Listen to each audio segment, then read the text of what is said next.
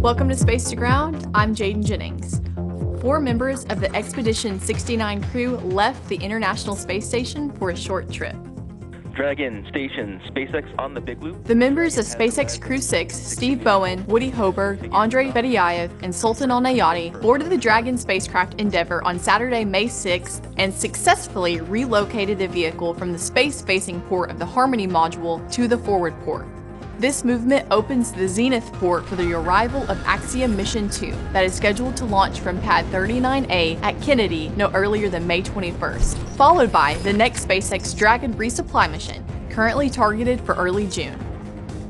Another spacewalk is in the books, the third for a duo of cosmonauts since mid-April. Sergei Prokopyev and Dmitry Petelin of Roscosmos conducted a spacewalk on Friday, May 12th.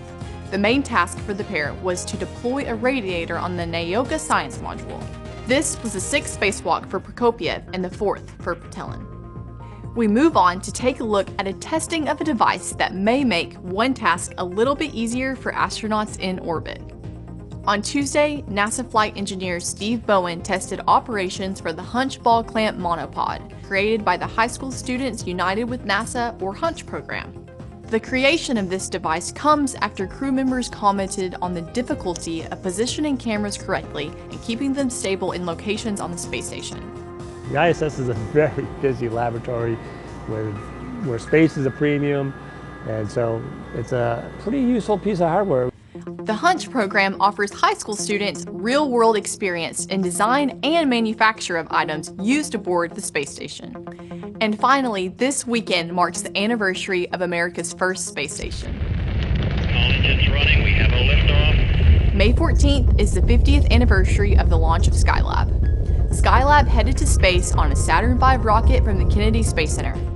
Skylab was occupied by 3 crews from May 1973 through February 1974. This was the first program that focused on living and working in space and was the foundation for Spacelab and the International Space Station. These longer stays were the starting point to understand how humans adapted to prolonged periods in space. And that's Space to Ground this week. Keep up with all of the latest space station science by following @ISS_research on Twitter. We'll see you next week.